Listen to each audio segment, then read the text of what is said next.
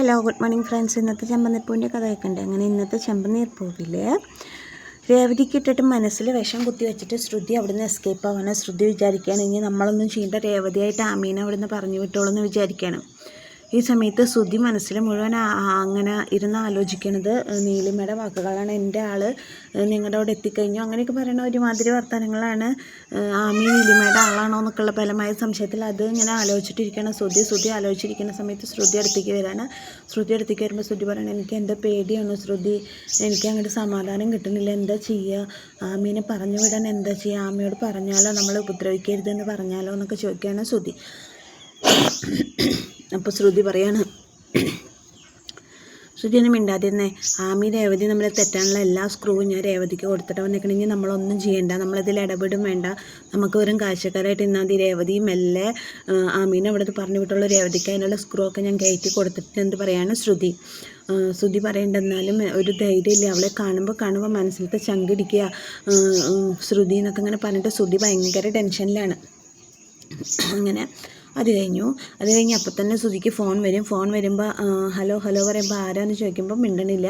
പിന്നെ ഹലോ പറയുമ്പോൾ നീ എൻ്റെ ഫോൺ കണ്ടു കഴിഞ്ഞാൽ നീ എടുക്കില്ലല്ലോ, അതുകൊണ്ടാണ് വേറെ നമ്പറിൽ നിന്ന് വിളിച്ചത്, ഞാൻ നീലിമയാണ്, ഈ ശബ്ദം ഓർമ്മയുണ്ടല്ലോ അല്ലേ ചോദിക്കുകയാണ്. അപ്പോൾ എന്താ നിനക്ക് വേണ്ടത് ചോദിക്കുമ്പോൾ പറയും, എൻ്റെ പൈസ എന്ന് കിട്ടും, എൻ്റെ പൈസയുടെ കാര്യം എന്തായി, എന്ന് കിട്ടുമെന്ന് ചോദിക്കുകയാണ്.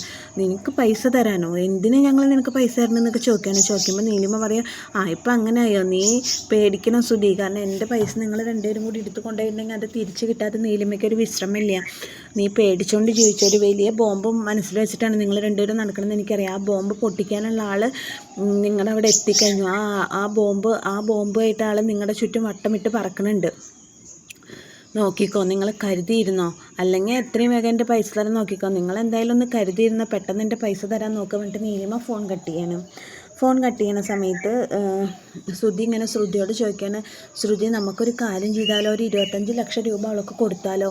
25 ലക്ഷം രൂപ നീലിമയ്ക്ക് കൊടുത്താലോ? ബാക്കി പൈസ ആമിയുടെ കയ്യിൽ 25 ലക്ഷം രൂപ കൊടുത്തിട്ട് ബാക്കി പൈസ നമുക്ക് നമുക്ക് പിന്നെ തരാമെന്ന് പറഞ്ഞാലോ? പക്ഷേ ശ്രുതിക്ക് ഈ ഫോൺ വരുന്ന സമയത്ത് നിങ്ങൾക്ക് ചുറ്റും ഒരു ബോംബ് പൊട്ടാൻ തയ്യാറായിട്ട് നിൽക്കുന്നുണ്ടെന്ന് പറഞ്ഞ ഫോൺ വരുന്ന സമയത്ത് ശ്രുതി ഇങ്ങനെ തിരിഞ്ഞു നോക്കുമ്പോൾ കാണുന്നത് ആമി ഇവരെ നോക്കി ചിരിച്ചിട്ട് പോണതാണ്. അപ്പോൾ ശ്രുതിക്ക് ഉറപ്പായി ആമി നീലിമയുടെ ആളാണെന്ന് ശ്രുതി അങ്ങോട്ട് ഉറപ്പിക്കുകയാണ്. എന്നിട്ടാണ് ശ്രുതിയോട് ചോദിക്കുന്നത്, നമുക്ക് 25 ലക്ഷം രൂപ കൊടുത്താലോ, പിന്നെ ബാക്കിയുള്ളപ്പോൾ കൊടുക്കാമെന്ന് പറഞ്ഞാലോ? അപ്പോൾ എവിടുന്ന് ശ്രുതി 25 ലക്ഷം രൂപ ചോദിക്കുമ്പോൾ പറയാം, ശ്രുതിയുടെ അച്ഛൻ്റെ അടുത്ത് നിന്ന് മേടിക്കാമല്ലോ 25 ലക്ഷം രൂപ എന്ന് പറയാം. അപ്പോൾ ശ്രുതിക്ക് ഇങ്ങനെ ദേഷ്യം വരാണ്. അത് കഴിഞ്ഞ് പിന്നെ രേവതിയും സച്ചിയും കൂട്ടിയിട്ട് രേവതിയുടെ മനസ്സിൽ അതൊക്കെ ഒരു ടെൻഷനായിട്ടുണ്ട്. അത് കഴിഞ്ഞിട്ട് രാത്രിയായിട്ട് ശ്രുതിയും കൂടി കിടക്കുമ്പോൾ ഇങ്ങനെ അച്ഛൻ്റെ അടുത്ത് 25 ലക്ഷം രൂപ ചോദിക്കുന്ന സമയത്ത് ശ്രുതി പറയാണ്, ഇനി 25 ലക്ഷത്തിൻ്റെ കാര്യം പറഞ്ഞില്ല, ഇനി എൻ്റെ വേറെ രൂപം കാണും, ആമി ബോംബാണെങ്കിലേ ഞാൻ ബോംബ് കൊണ്ടുള്ള ചാവേറാട്ടോ, വെറുതെ എൻ്റെ ദേഷ്യം ഇളക്കിക്കരുത്, ശ്രുതിക്കത് കാണണം ചോദിക്കുമ്പോൾ അയ്യോ വേണ്ടേ പറയാം, എന്നാൽ മിണ്ടാതെ കിടന്നുറങ്ങുക, അല്ല പിന്നെ എന്നൊക്കെ പറഞ്ഞിട്ട് ശ്രുതി കിടന്നുറങ്ങുകയാണ്. ശ്രുതി കിടന്നുറങ്ങിയിട്ട് ഈ സമയത്ത് രേവതിനെ അമ്മയുടെ റൂമിൽ കിടത്താൻ വേണ്ടി സച്ചി വരികയാണ്. സച്ചി രേവതിയും കൂട്ടിയിട്ട് ഇങ്ങനെ വീൽ ചെയറിൽ വരുന്ന സമയത്ത് അമ്മ പറയാം, എന്തൊരു നല്ല കാഴ്ച, രേവതിയുടെ ഭാഗ്യം കേട്ടോ സച്ചിയെ പോലെ ഒരു ഭർത്താവിനെ കിട്ടിയത് എന്നൊക്കെ പറയണം. അത് കഴിഞ്ഞിട്ട് പറയുന്നുണ്ട് സെൽഫി. അപ്പോൾ സച്ചി സംസാരിച്ചിട്ട് പോകുന്ന സമയത്ത് ഇവിടെ ഒരു സെൽഫി എടുക്കട്ടെ, ഞാൻ ഒരു സെൽഫികളാണെന്ന് എനിക്കറിയില്ല, എത്ര സെൽഫി എടുക്കാൻ തരാം, നമ്മളൊരു സെൽഫി എടുത്തു അവിടെ വന്നിട്ട് ചോദിച്ചിട്ട് സച്ചിയുടെ കൂടെ നിന്നിട്ട് സെൽഫി എടുക്കണം, രേവതിയുടെ കൂടെ നിന്നിട്ട് സെൽഫി എടുക്കണം, അങ്ങനെ സെൽഫി എടുക്കാൻ. അപ്പോൾ രേവതിക്ക് അതൊന്നും പിടിക്കണേ ഇല്ല കേട്ടോ. അത് കഴിഞ്ഞിട്ട് രേവതിനെ കൊടുന്ന് കിടത്തിയിട്ട് സച്ചി ഗുഡ് നൈറ്റ് പറഞ്ഞ് പോകുമ്പോൾ ആമി പറയണേ, നീ പോവാൻ വരട്ടെ, അവിടെ ഇരിക്കണം, അവൻ്റെ സച്ചിനെ അവിടെ പിടിച്ചിരുത്താണ്. എന്നിട്ട് ചോദിക്കണം, നാളെ എന്താ പരിപാടി ചോദിക്കണം. നാളെ എന്താ പ്രത്യേകിച്ച് പരിപാടി, എന്ത് പരിപാടി ഉണ്ടെങ്കിലും അത് എനിക്ക് വേണ്ടി നീ മാറ്റി വെക്കണം. എന്താ ചോദിക്കാൻ പറയും, എനിക്കൊന്ന് പുറത്ത് പോകണം, എനിക്ക് അമ്പലത്തിലൊന്ന് പോകണം, ഇവിടെ ഏതാ ഏറ്റവും നല്ല ക്ഷേത്രം എന്ന് ചോദിക്കണം. അപ്പോൾ രേവതി പറയും, അങ്ങനെ നല്ല ക്ഷേത്രം എന്നൊന്നുമില്ല, എല്ലാ അമ്പലങ്ങളും നല്ലതല്ല, ഭയങ്കര ശക്തിയുള്ള ദൈവങ്ങളുള്ള ക്ഷേത്രം ഏതാ, എനിക്കൊന്ന് പോവും വേണം, ഈ നാടൊക്കെ ഒന്ന് ചുറ്റിക്കറങ്ങണം. അപ്പോൾ സച്ചി ഇങ്ങനെ പെട്ടു എന്നുള്ള അർത്ഥത്തിൽ രേവതിനെ ഇങ്ങനെ നോക്കുമ്പോൾ രേവതിക്ക് ഇങ്ങനെ സച്ചിനെ അരച്ച് കലക്കി കുടിക്കുക എന്നുള്ള ഭാഗത്തിൽ തന്നെ രേവതിയുടെ മുഖഭാവം. അത് കഴിഞ്ഞിട്ട് എന്തായാലും നീ എന്നെ നാളെ കൊണ്ടുപോകണം, നാളെ നേരത്തെ കുളിച്ചിട്ട് പോകണം, ഞാൻ എന്തായാലും നാളെ ആ ക്ഷേത്രത്തിൽ പോലെ വേറൊരു മൂഡിലാണ് നീ എന്നെ കാണേണ്ടവ, സാരിയൊക്കെ ചുറ്റി മുല്ലപ്പൊക്കെ വെച്ച്. സച്ചി സാരി ഉടുക്കാൻ എനിക്കറിയില്ല, ആരെങ്കിലും എന്നെ ഒന്ന് ഹെൽപ്പ് ചെയ്യണം കേട്ടോ എന്നൊക്കെ പറയാണ്.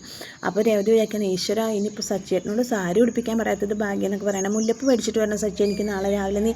അപ്പോൾ സച്ചി പറയും, എന്തിനാ മേടിക്കാൻ പോണേ, ഇവിടെ അല്ലേ മുല്ലപ്പുള്ള ഒരാൾ, കണ്ണടച്ച് മുല്ലപ്പ് കെട്ട് കണ്ണടച്ച് കെട്ടു രേവതി കെട്ടും, ഇല്ലെങ്കിൽ ചോദിച്ചു നോക്കിയൊക്കെ, അതേ സമൂഹ വിവാഹത്തിന് ഒരു രാത്രി ഒരു പകലും കൊണ്ട് 500 പൂമാല കെട്ടിക്കൊടുത്ത ആളാണ്.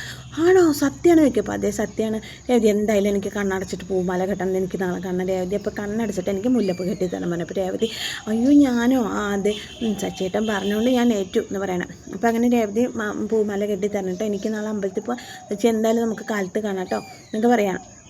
അങ്ങനെ പറഞ്ഞിട്ട് ശരി എന്നൊക്കെ പറഞ്ഞിട്ട് അവരങ്ങനെ പോവാണ്. ശ്രുതി നമ്മൾ രാത്രി സംസാരമാണ്. അതൊക്കെ കഴിഞ്ഞു.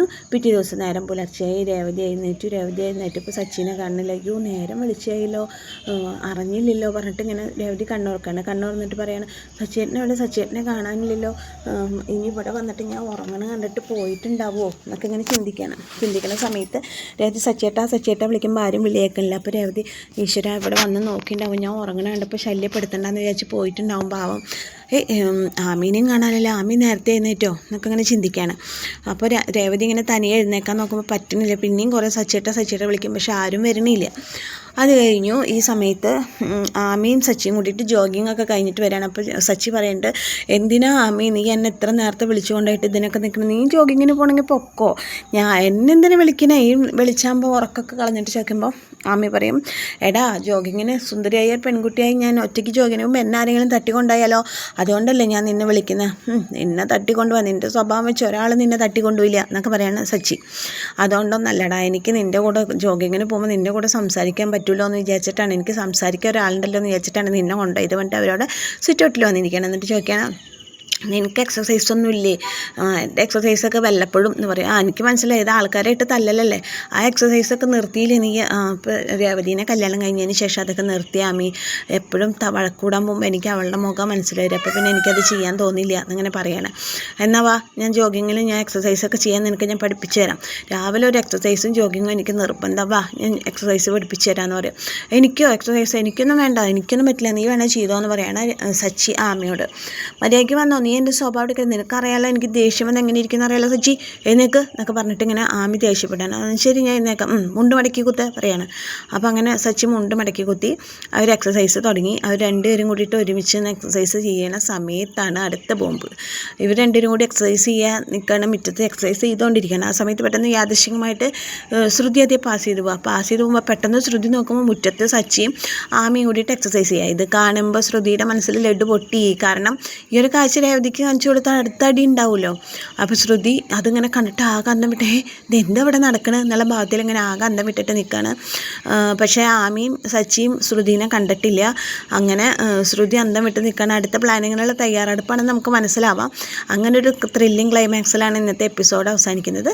അപ്പോൾ എന്നത്തെയും പോലെ എൻ്റെ കഥ കേട്ട് ഇഷ്ടപ്പെട്ട കൂട്ടുകാരെൻ്റെ ചാനലൊന്ന് ലൈക്ക് ചെയ്യുക, ഷെയർ ചെയ്യുക, സബ്സ്ക്രൈബ് ചെയ്യുക. എല്ലാവർക്കും താങ്ക് യു.